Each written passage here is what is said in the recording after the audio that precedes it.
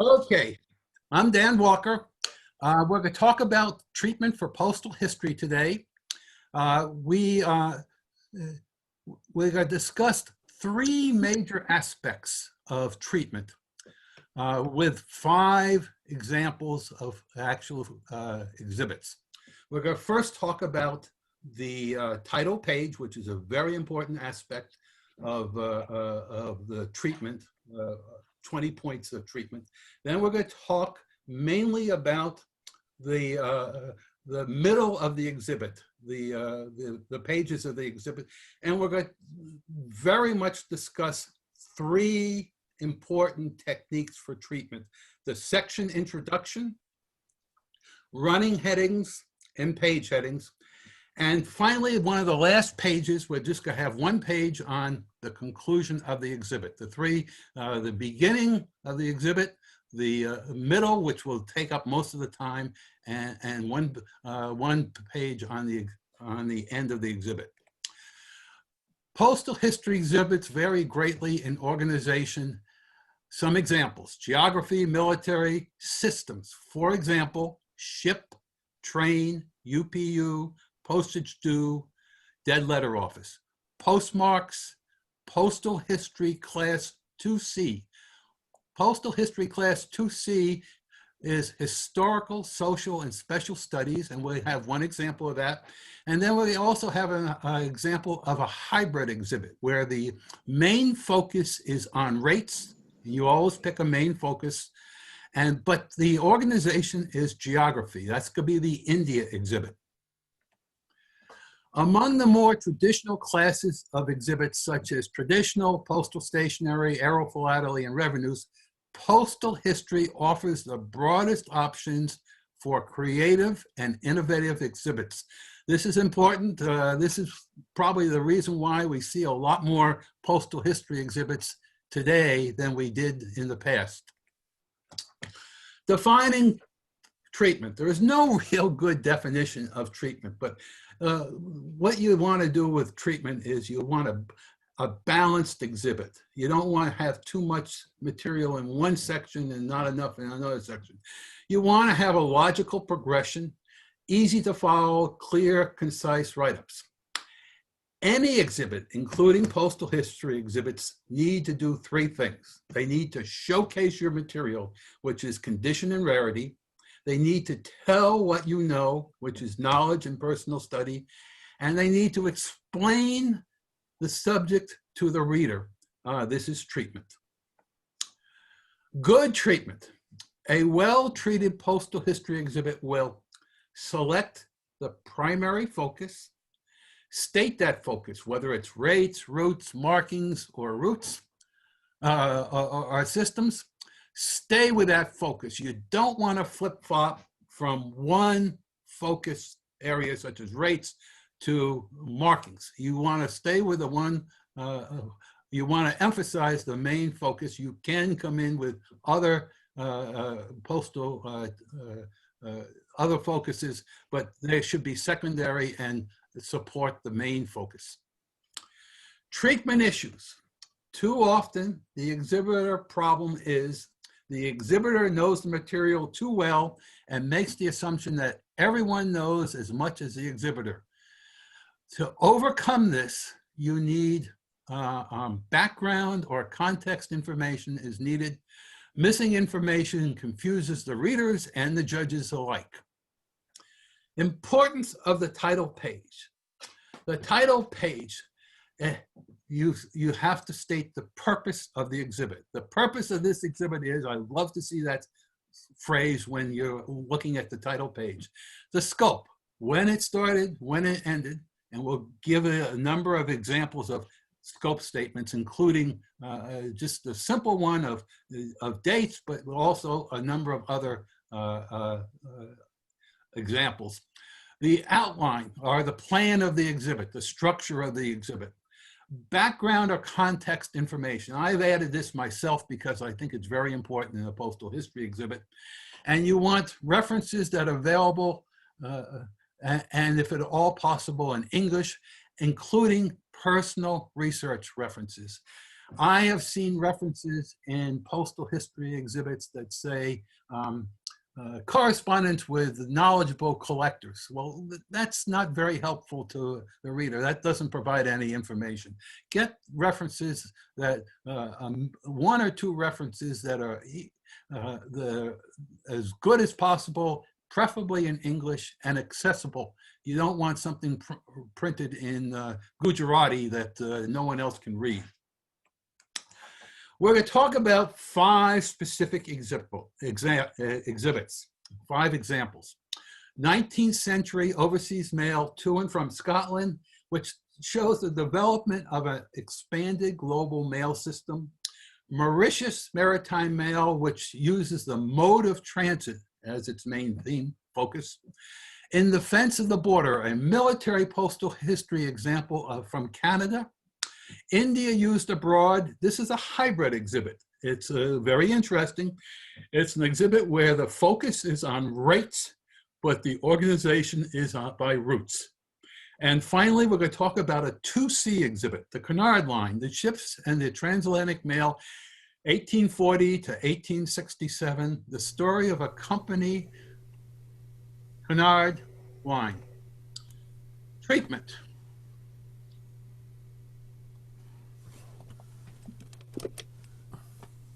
Focus. Define which I don't know why I'm getting an echo, but define which postal history aspect, rates, routes, markings, or systems is the theme of the exhibit. Scope needs to clearly and logically be stated. Subject development needs to match the set scope. And this is very important. Treatment represents 20 points in scoring a postal history exhibit. This 20 points is totally within the control of the exhibitor and represents no cost, 0 cost. The focus.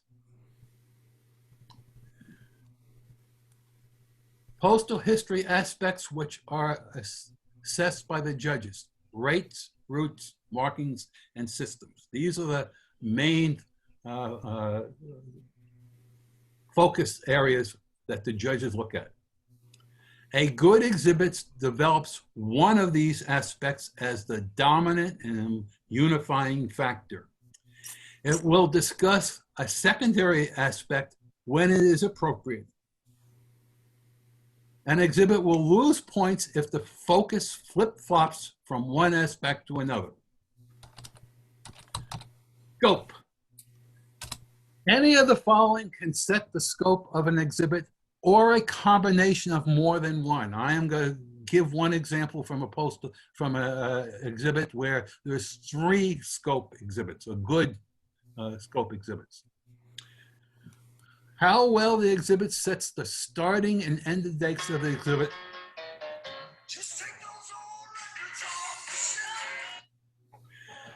How well the exhibit sets the starting and ending dates of the exhibit if this is significant.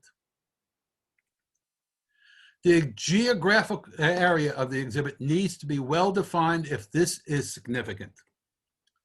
The jurisdiction has to be set: government postal system, private enterprise postal system, or military postal system. System related scopes such as railway or waterway or seaports for transatlantic mail, or specific postal conventions if this is significant. All these are valid ways of defining the scope, the beginning and ending of the exhibit. Also, any social or historical context for 2C exhibits. Here is a good example of scope with 3 examples of the scope in one statement. The Dublin Censor Office, 1939 to 1945, and the Irish Postal Censorship. Here is a not so good example. Official mail and correspondence with exemption rate frankings, a study of official mail and officially reduced postage rates, covers, telegrams, special forms, stamps, cancellations, and official frankings. When does it start? When does it end? What is it? Is it covers? Is it telegraph forms? Is it special forms? Is it stamps? Is it official mail? Is it exemption rates? You don't know. So this is not a good example of a rate study, of scope. Subject development. Section balance. Each section of the exhibit, each chapter of the exhibit should be logically based on the exhibit subject. Size appropriate to the exhibit subject. Sections that have too much or not enough material to properly explain the subject should lose points. Organization and sequence, the plan. The organization reflects the primary focus of the exhibit. If you're talking about rates, you want an organization and sequence that develops the rates. Sequence clearly defined, if not chronological. If you don't do it on a chronological basis, make sure you clearly define how you're going to do, how you're going to organize and sequence the exhibit. No unexplained gaps. If you're doing postal history of British Guiana from pre-adhesive to the sailing ships, you do not want to leave out the section on the cotton reels. Material selected. Adequate to explain the subject.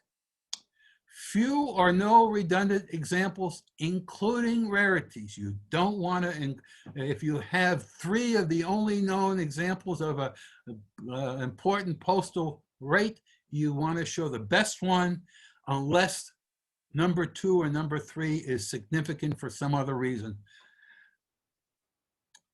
Here is where points will be deducted if important items are not present. First example that we're going to talk about is an exhibit on organized by geographical destination. It's Scotland, 1801 to 1879. Here's the title page. This is a mail to and from Scotland, geographic destination. The focus is development of expanded global mail system. When the beginning and end is from 1801 to 1879. 3 major geographic areas: transatlantic mail, European mail, and Africa and Eastern mail. The balance is with 6 specific areas, such as British, North America, United States, West Indies.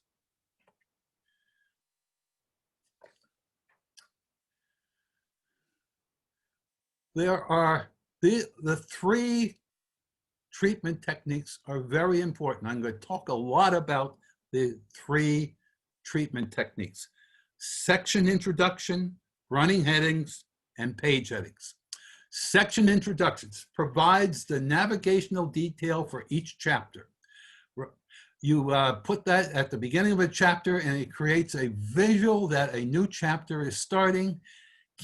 Keeps the title page simple. You have a paragraph where information is put throughout the exhibit as each chapter starts, and that keeps the title page reduces the amount of information you have to put in the title page. Details within section headings are kept off the title page. You can reduce your plan by putting the sections in the section headings. Space for explanations of how and why, not just what you will see. The section introductions, the paragraph that begins a chapter or a section, will give you the space to explain how and why, as well as what you will see. Each time a page from a chapter appears, you want to put the running heading on that page. This running heading defines where you are in your exhibit, where you are in your storyline. Many judges look at the title page, then go look at the last page, and then they go someplace in the middle of the exhibit to figure out where they are in the exhibit. Can they figure out where they are, or do they get confused and lost? The running headings provide that that roadmap to explain your exhibit. Finally, each page should have a page heading, and the page heading states what's on the page. And you do not, unless there's very, very unusual circumstances, you do not repeat the page heading on more than one page. Here we're talking about a section introduction, a paragraph explaining what is what's going to be shown and why and how about the British North America mail, and which is the running heading, and Canada is the page heading. We're talking about the covers from Canada on this page. And I'm going to go and do a number of introductory section introductions, running headings and page headings to emphasize that. Here is another Scotland introduction, geography. West Indies, Roman numeral 3, West Indies, short paragraph, and the running heading is the Roman numeral 3, West Indies. The page heading is Bermuda and Bahamas, and the covers on the page are Bermuda and Bahamas.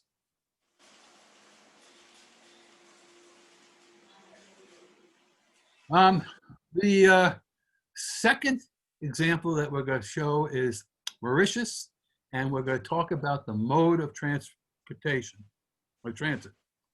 Here's the title page. Mauritius Maritime Mail, the focus, development of Mauritius mail by mode of transit. 1816 to 1933. We start out, the sequence is private ships, ship letters, packet mail, contact steamer service. It ends in 1933 when ships no longer are required to handle the mail. The map at the bottom of the page shows you why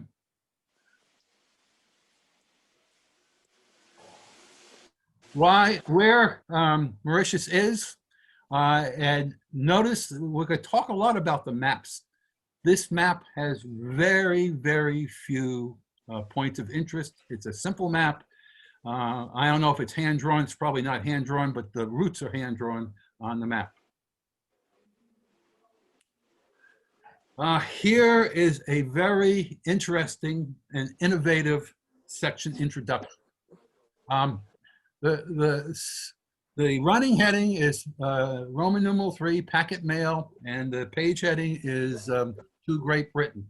But notice this, the section heading. It consists of three things. It consists of text at the top. Then you have a table, and then you have a chart. That's a good way of putting a great deal of information about this coming chapter on one page.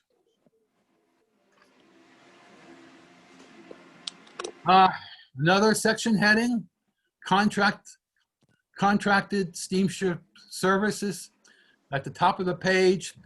And again, notice that the exhibitor uses a hand-drawn little map to explain the route of this experimental feeder service from Reunion. What happened was we're studying Mauritius, but the mail started at Reunion. Mauritius was just developed, just taken over as a British colony, and the ship from Reunion stopped at Mauritius, picked up the mail on this experimental voyage, and took it to Aden, Suez, and on to Europe. This is just an ordinary page. This is what you'll see in most of the pages in an exhibit will be like this page. The running heading is Roman numeral 4, contracted steamship service. The page heading is to France. It starts off with a nice little table, rate table, and it has two just covers that advance the story and the sort of the nuts and bolts of virtually every postal history exhibit. The third example is military postal history using Canada. Here's the title page. Military postal history organized by military events in 4 military significant time periods of Canada history. Canadian military mail, Canadian development largely influenced by its military actions. The time frame is 1628 to 1885, a long time frame, but the exhibitor does balance his material. You don't need to say where Canada is or quote where Canada is because it's pretty well known. It's a chronological presentation, which is to understand. At the bottom of the page, here are 21 philatelic highlights in the exhibit. That's great if you're a Canadian postal history collector or particularly a military postal history collector. But if I was to do this, I think I would use this space to give more context and background information about Canadian military mail. Here is an ordinary page. The running heading is Struggles for Existence 1761 to 1815, one of the 4 periods that the exhibitor is set up as sections or chapters. The page heading is War of 1812, Prelude to War. The paragraph on the War of 1812 is not a section introduction. It's just a paragraph telling about the War of 1812 and Canada's influence in it.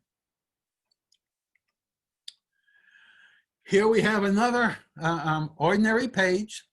The running heading is towards a permanent force, 1866 to 1885. The page heading is Riel Rebellion. The background information paragraph is again not a section introduction, but it is background information on the Riel Rebellion. And the map again is not detailed. It mainly shows the routes that are important about this section of the this Riel Rebellion. And it's a good ordinary page that the type of page you see a lot in an exhibit.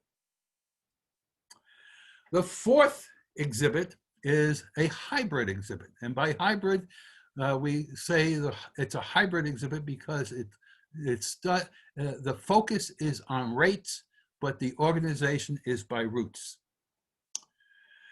This is the title page. This is an interesting title page. It shows that it's Victorian outgoing Indian mail. The period is clearly stated 1854 to 1879. The sequence, 2 main sections of mail going west, which is by far the highest volume, and going east. Normally you would expect the exhibit to be going west from India and going east from India. But the that would really mess up the balance because there's much more going west from India than going east from India. So the exhibitor has innovated. And what does he say? The balance defined creatively. The going west is west of Suez. That's what he says in his detailed plan here, west of Suez. And going east is east of Alexandria, Virginia.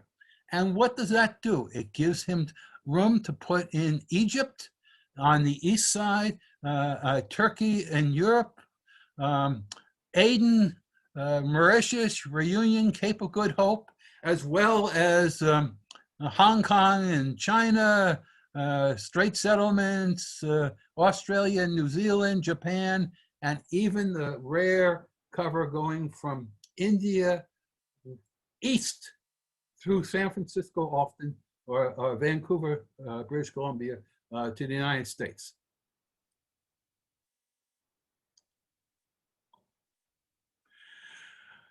Another aspect of this title page is in the write-up on the right here, is that up until 1st of September 1867, Singapore and Penang were part of the Bengal presidency, part of the postal system from Bengal, which is the area where Calcutta is. And that is included in the exhibit because it was part of the India postal system. After September 1st, 1867, it is mail going east. Okay, we have section headings, running headings, and page headings. دلوقتي وصلت العادة. Section headings, the section heading is a rate study organized by routes. The section introduced is explained by use of text and a hand-drawn map, but only the details that advance the storyline are shown on the map. This exhibitor uses both the text and a map to write his section introductions. The running heading is 6 Anna rate for a 1/4 ounce piece of mail. It's going to be part of every page in this chapter or section. The page heading is to Italy via Brindisi on Italian packets, and that's unique for this this page. Why double pages? The double pages allow long covers like the one in the upper left to be displayed horizontally rather than slanted or vertically. Many viewers and judges don't like to see vertical or slanted covers. More material and write-up can be fit on a double page. The presentation is much more pleasing. Double page and section heading. Here we have a double page and section heading where the running heading is Roman numeral 1C via Trieste. The section introductions is with text and hand-drawn map on the left side of the page, which is a normal place where you would expect a section introduction. Note the highlighted cover in the upper right with a red border and a small yellow border around it, with the rarity statement in red. The item stands out without using a lot of white space or distractions. I'm probably one of the reasons why the exhibitor finally ended up doing this is that when I've judged this exhibit in America a number of times, it was hard to pick out his rarer items, his rarer postal history items. So this is the method he devised to to highlight his rarer items, which I think is a good presentation technique. Now we have section introduction starts at the right. Flexible. The double pages provide flexibility. You can have section introductions on the right side as well as the left side on a double page. Probably could have it on the bottom of the right side if you really got stuck, but it's much better to have it on the top.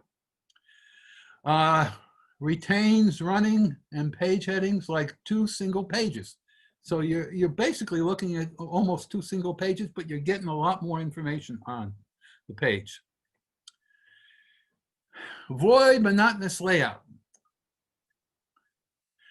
What we have here is 5 covers, a section introduction, a map on a double page. A great deal of material. It's still flexible, avoids the railroad track, monotonous appearance that we comment on as judges in some exhibits. It's a good exhibit technique. Double pages really help in this instance. The 5th example, the final example, is the Cunard line. It's a 2C exhibit, historical and social study. We're going to show a number of pages, examples with ephemera. We've picked out ephemera just to emphasize the use of ephemera in this case. Here's the title page. The exhibit starts in 1840 and ends in 1876. These are the years that Cunard had a monopoly on carrying mail from England to North America. It's transatlantic mail between Europe and North America. It's organized by postal acts and treaties. The balance, the purpose and scope document the Cunard effort to keep the steam vessels on schedule. This is in relation to the prior to this, the technology were sailing vessels, and you greatly had to depend upon the wind direction and the wind force to get your sailing vessels going, and the schedules were very, very unreliable. The ephemera is at the title page. He's showing a colored sketch of His Majesty's ship Britannia, an image of the first steamship operated by Cunard, and this is at the destination of the first voyage, where the ship is locked in ice in the Boston Harbor. Here is the second page of the exhibit, the inaugural voyage. The top cover shows a forerunner. This is a sailing ship that took 30 days from London to Canada with a complex British-Canadian rate. The lower cover is the first Cunard sailing Liverpool to Boston, 15 days by steamship with a less complex rate. Here's the first ephemera page, a newspaper report. A newspaper is dated 27 July 1840, and, which is the actual date that the ship, the first voyage, came into Boston, and the exhibitor overlays the ephemera, the map, the newspaper, with excerpts from the newspaper that you can actually read as a viewer or a judge. In the lower right-hand corner, there is a small image of a commemorative cup presented to Cunard in Boston on 27 July 1840, the day he arrived. And now that cup is on display in the Queen Mary II. This is showing the flexibility you have with a 2C exhibit, and including ephemera. Here's another ephemera page. This is a bill of lading. It's an interesting bill of lading. The bill of lading is for 1 box of gold, dated 6 January 1856. The one box was worth $20,000 in 1856, and the freight rate was $75. The running heading is above the line. The running heading is two sections: general cargo and Cunard Line did not only carry mail and passengers. The page heading, original bill of lading, 6 January 1856 for one box of gold worth $20,000. This is, again, an innovative way of getting your running headings and your page headings on the page. There is social aspects. There is a period line drawing of the master of the ship Persia, who was named on the bill of lading. So he uses the two ephemera items on this page to develop his postal history story. The box of gold, just out of interest, was on its way to J.P. Morgan in New York. Here is another ephemera page. It's an advertising flyer from July 1857 that was sent to prospective customers with schedules, special freight requirements, passenger rates, and services. And the exhibitor on the left pulls out some interesting information to describe the what was in the flyer. Here is a page where the exhibitor uses maps to explain his exhibit. This is an exhibit of interrupted mail. Above the line, he's taking US-UK Treaty of 1849 to 1867, and he fades it. It's not in bold text. And then also, as part of the running heading, is interrupted mail 1851 and 1863. Below the line, he is giving the page heading, which is the Africa ran aground, and then a second ship disabled off Cape Race. And he uses, again, small, non-cluttered, hand-drawn maps with just the important information about the disrupted voyages of these ships.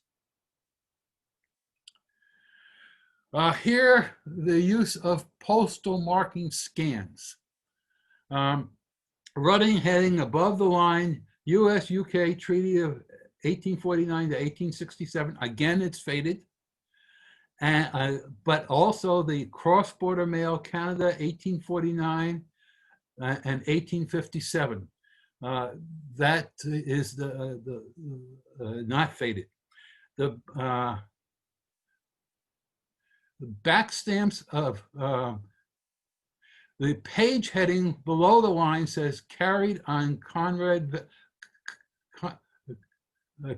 vessels between Canada and US. What happened was that the Cunard vessels would go from England to Nova Scotia and then down to Boston and New York, and then come back from New York to Boston to Nova Scotia on to England. And the US and Canada allowed mail to be traveled between Canada and the US on this voyage. So the exhibitor has picked two covers to describe this, one going from Nova Scotia, from New York to Nova Scotia, and one going from New York to Nova Scotia. And subtly, he says each of the two covers have the first stamp of the US and the first stamp of Nova Scotia. It doesn't say that they're rare covers or anything about the stamps to convey a rarity, but the message is probably there to the judges and the viewers. It's two nice covers to describe his the cross-border mail. Conclusion page. This is the only time we're going to talk about conclusion page, because the conclusion page is heavily dependent upon, is basically dependent upon what storyline you're telling. This is the page with the end of the monopoly as the running heading. And the page heading says Cunard last sailings, final westbound voyage of the Cuba to Boston, and the final westbound voyage of the Persia to New York. This ended a Cunard 27-year monopoly on British mail to North America. Cunard continued to compete, but it was no longer a monopoly. So this is a excellent, the last voyages is an excellent way of concluding the exhibit. It's special aspects that dictate the ending in virtually every case. Going to go over the treatment seminar. Page title, you want to state the purpose, define the scope, outline, which is the plan of the exhibit, background information, and references, including personal research. You want to set the primary focus, rates, routes, markings, or systems. State that focus in the exhibit and stay with that focus. Do not flip-flop. 3 important things about most of the pages in the exhibit. You want to have a section introduction on each section or chapter of the exhibit. You want to have the running heading repeated on each page of that section heading or section or chapter. And you want to have unique page heading on each of the pages of the exhibit telling what's on the page. You want to use maps that are mainly hand-drawn or and simple with only the points of interest shown. And you want to end the exhibit with a conclusion page, which is logical to the exhibit. I want to thank the 5 exhibitors who helped us with examples. Kathy Johnson did the Scotland and the Mauritius. David Hobden did the Canadian military mail. Paul Allen did the India used abroad, and Eagle Tornston did the Cunard line. Thank you very much, and that's the end of my talk. I'll be happy to answer questions. Thank you, Dan. It's wonderful to hear what you've told us about the importance of treatment. And now it is question time. I've got a few questions from, okay, we start off with Eric Shearer. He would like to ask, I'll just repeat the question that he wrote. Why do you think I should not repeat the section heading on each page related to the section? He thinks that it helps the spectator to get a good overview. Sorry, I'm sorry if I gave that impression. You should, you should put the running heading, which is basically the section, the section heading, section introduction title on every page. By running heading, I mean the section introduction title. They're both synonymous. So yes, you should do that. You should have the running heading or the section introduction title on every page. You have the page heading unique on every page. So I'm sorry that I didn't explain that better, but thank you for the question. That's an excellent question. Okay. The second question also comes from Eric. He says, when do you talk about redundancies? I have an exhibit on the rules and usage of reply cards. One rule is about the payment for registration. I show 3 cards according to the rules and 2 not according to the rules. Is that redundancy? if the 3 that are on the rules and the 2 that are not on the rules show different aspects, that is not redundancy. It sounds like it is not redundancy. My suspicion is it would not be redundant. Okay.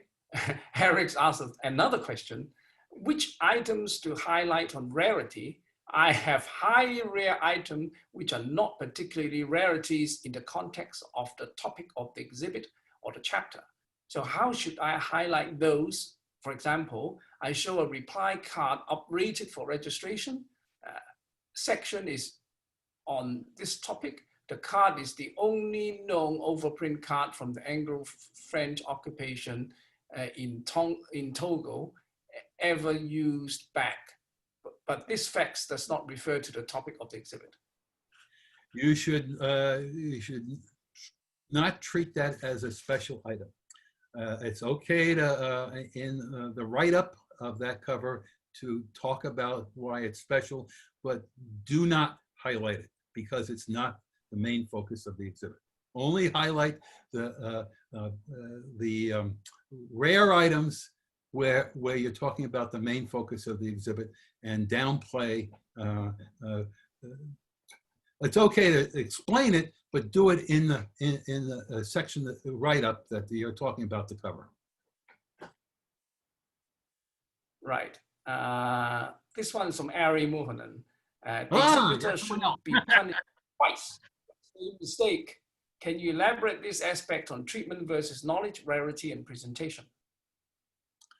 Okay. Yeah, he says. I think that presentation and treatment are very closely related. I actually view them as sort of 25 points that work together. And I think that was a point that Chris King in his talk seemed to imply. What was the third there was treatment and and presentation. What was the third one? Andrew? Treatment versus knowledge, rarity, and presentation. Okay, knowledge and rarity are just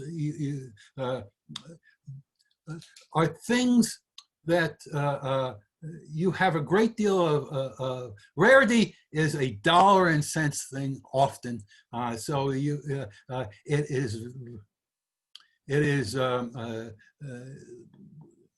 is much better explained by Henrik's original talk, and the knowledge and personal study will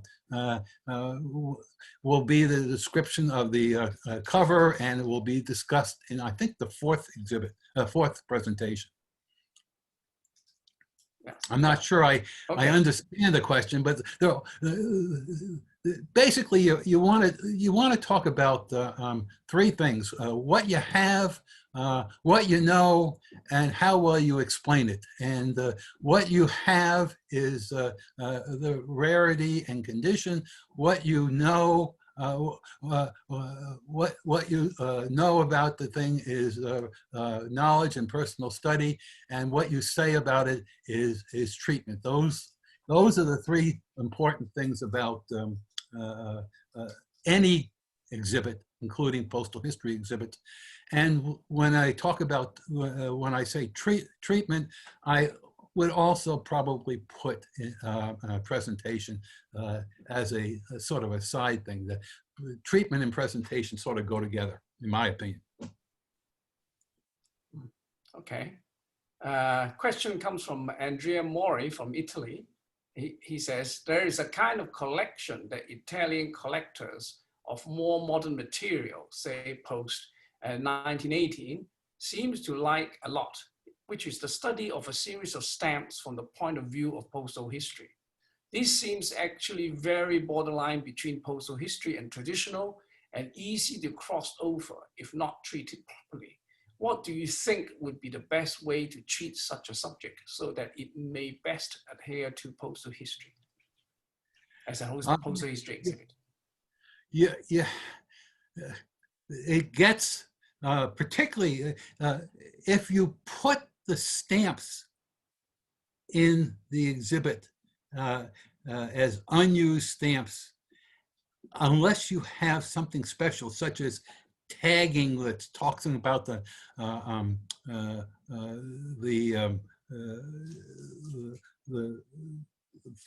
things on the stamps that might mechanize the mail. We had a sixth example for our presentation of treatment, where we had a modern Machen head exhibit that treated, that talked about the stamps, and there was a number of slides with stamps. I didn't have enough time to talk about that, but you have to be very careful that you take the, you use the stamps not as a sort of a focus on the stamps, but on a focus of some postal history aspect, such as the mechanization that was used to treat these stamps. If you, I think from the sound of the, I'm not familiar with that type of exhibit, but from the sound of it, it probably, for the time being at least, would get more points with a traditional exhibit. Although we're in a postal history in particular is a changing subject, and who knows what's going to happen down the road. Okay, thank you, Dan. The next question comes from Jane Sodaro. She said, how much space should references take up on a title page, given that in normal circumstances, judges and viewers will not access to references on the show floor? Interesting question. The new guidelines specifically say that you should have references on your title page. I think they should take very, very little space. In fact, most of the examples that I used, the title pages, I didn't mention this, but most of the title pages that I showed did not have references. I'm not sure any of the pages had references, and they all achieved good awards.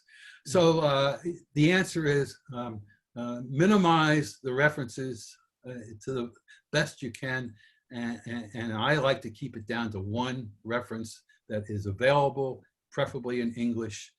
And if you did an article yourself that is the best article for your subject, put that in. In America, most of the time you see the references in the synopsis page. That's still not the way that they do it at FIP. So put the references there, try and minimize as much as possible. Okay, the next question comes from Rex Dixon. He said, how would you modify what you have been saying for one frame exhibit?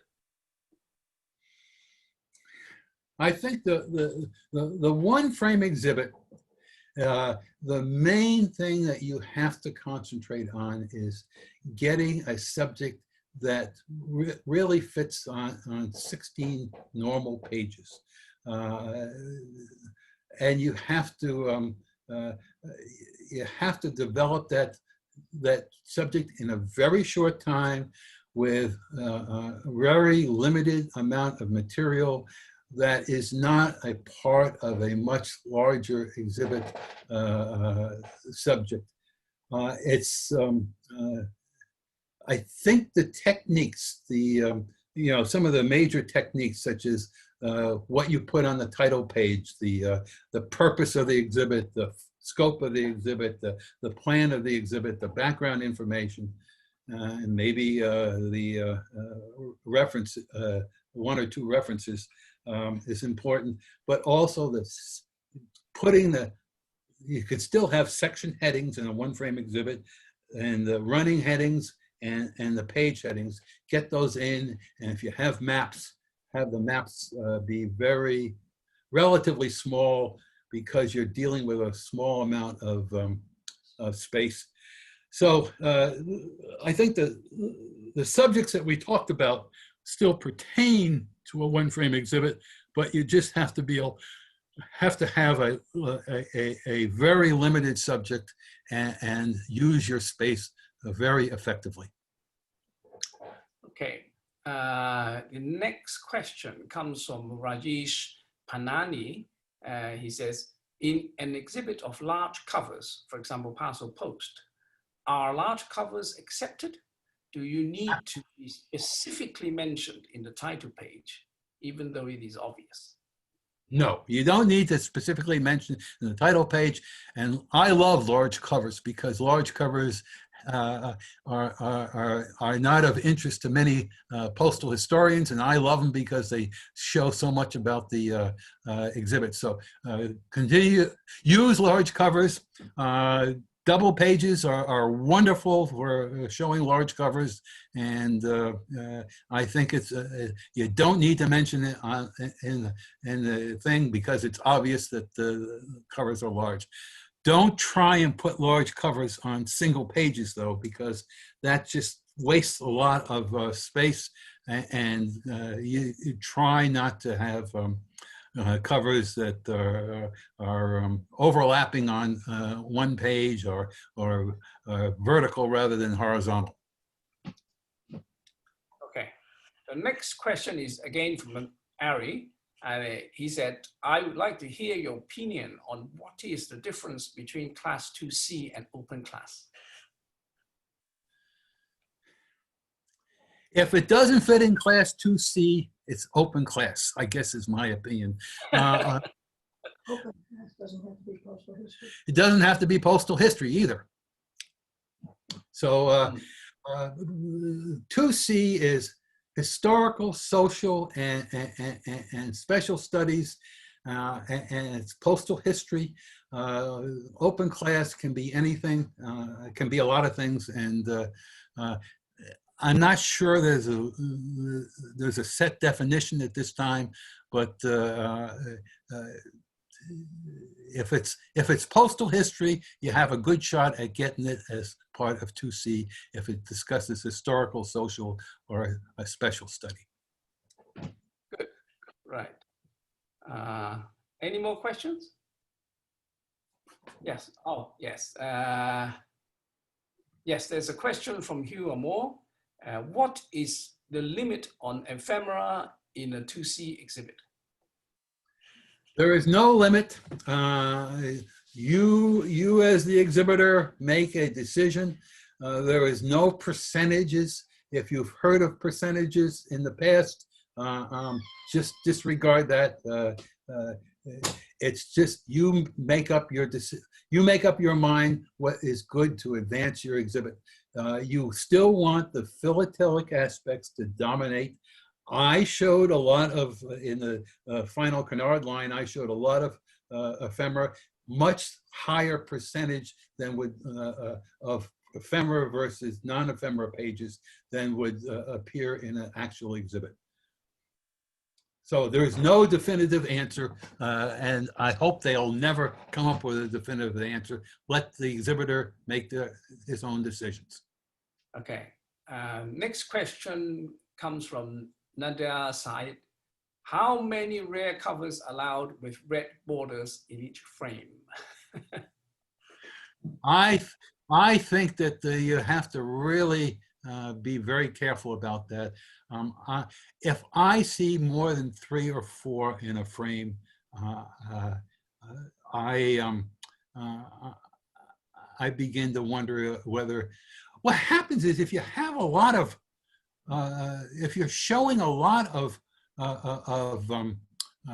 highlighted rare covers, you sort of reduce the importance of the covers.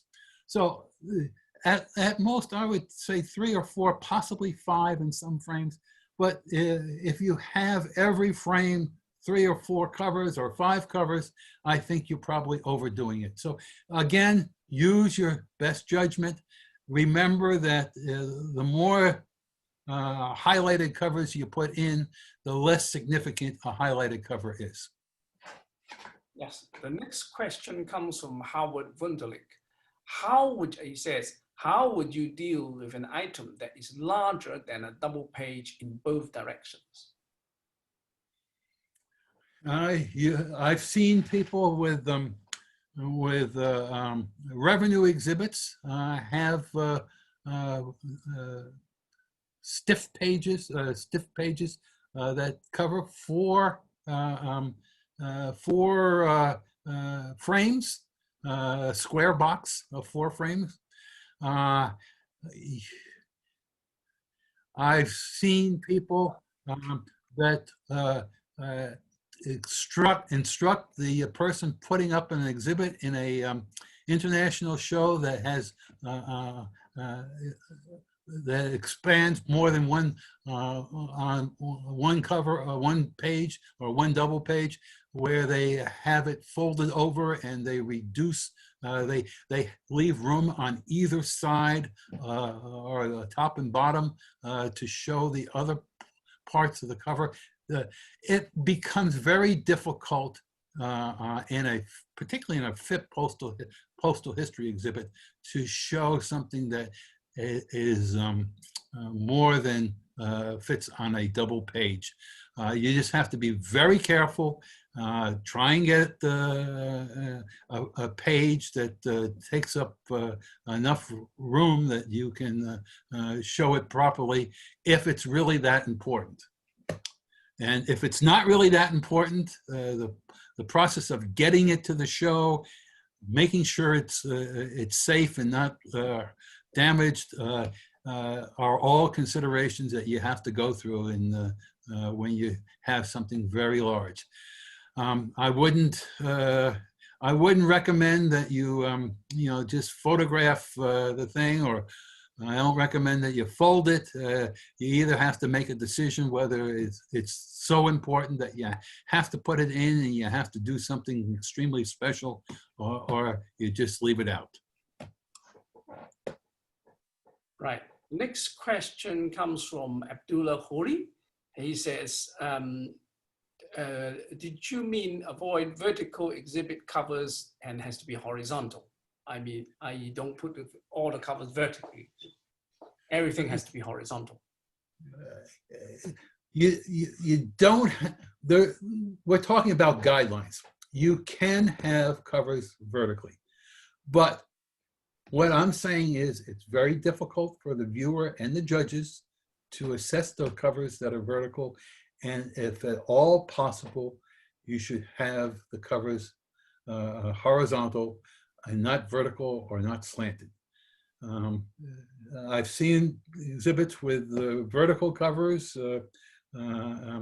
Now, if you're dealing with China, early China covers, and the address is vertical characters, and it doesn't flop off the one end of the page or the other end of the page. Yes, you can have the vertical covers if that's the way the cover was made, but most of the time you want to have horizontal, the cover horizontally, if that's the way the cover was originally made up by the person sending the cover. If it's a Chinese cover that is vertical originally and it fits on a page without overlapping onto another page, that's fine to have it vertical, but most of the time you want to have things horizontal. Okay, the next question comes from Mohana Chandran Nir. He says, is it necessary to list out the important materials in the title page? No, it is not.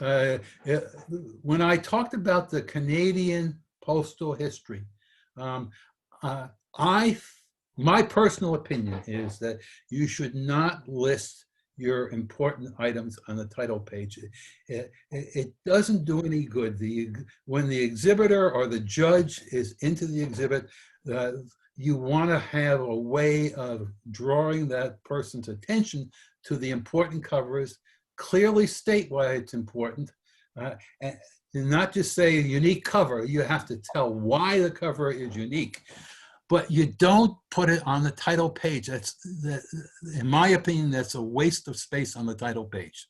So I would not do that. I would not put any of the important covers on the title, reference the important covers on the title page. I would reference them in the exhibit and make sure they stand out so that the judges and viewers can see them.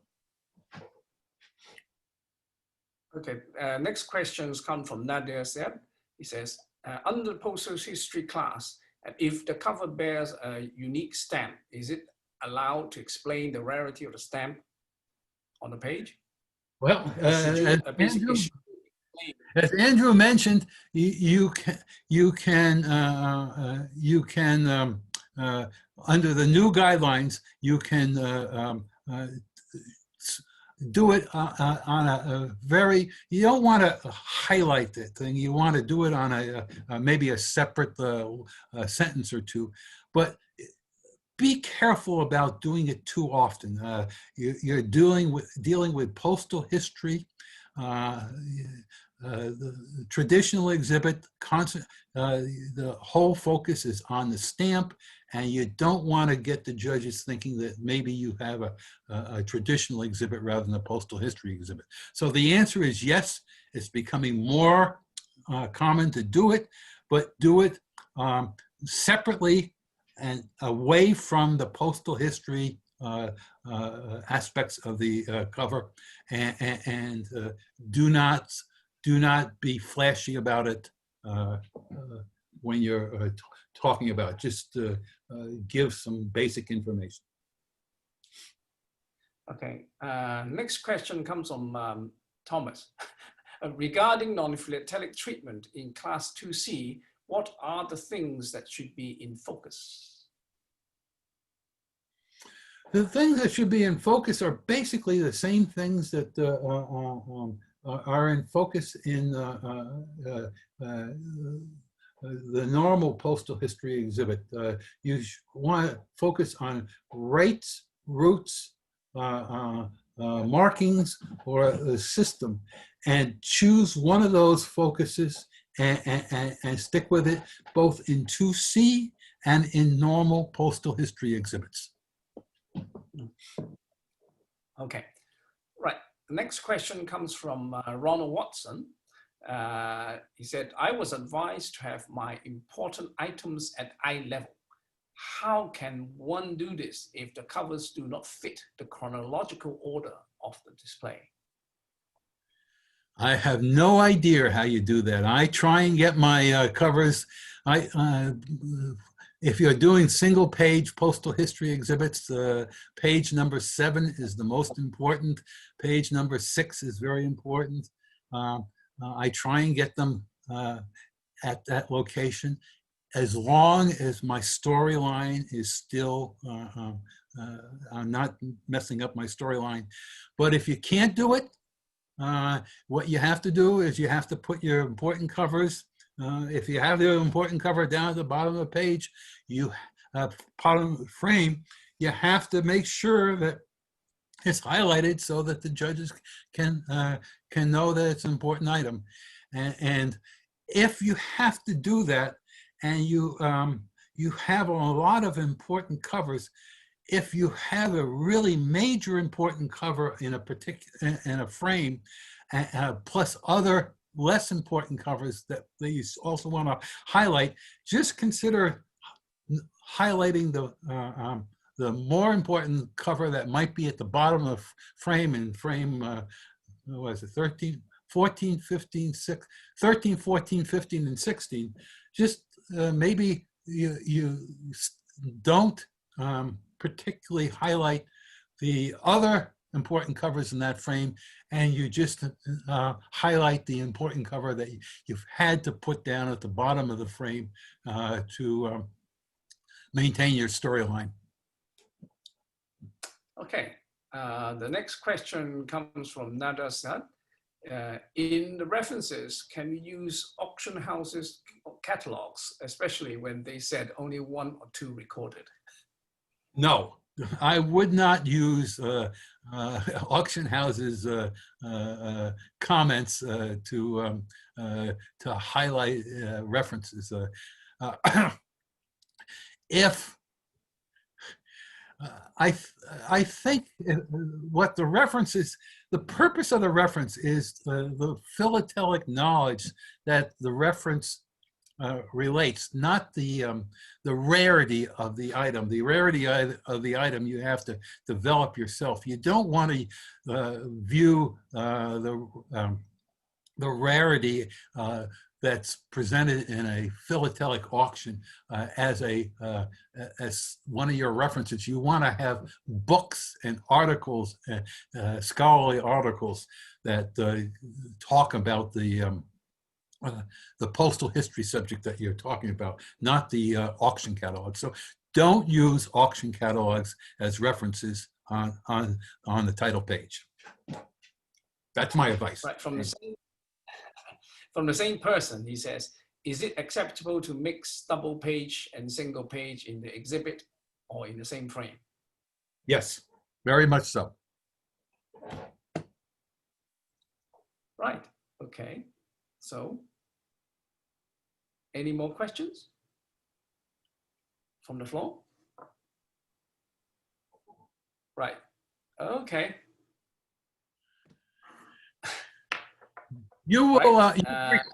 You recorded my my talk, and it will be on the FIP Postal History, website. So, and again, if anyone has questions, my email is well known with that throughout the world. So send me an email.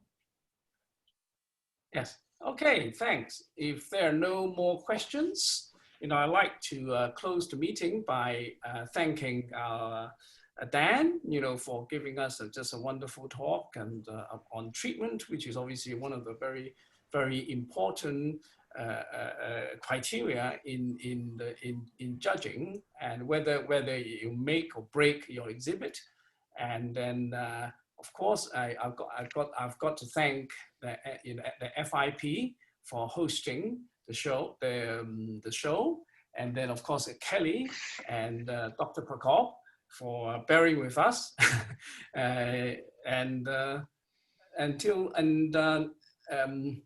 yes, stay tuned for our next meeting, which is on importance by Henrik, which will be on 4th of October at an earlier time of, it's 2 p.m.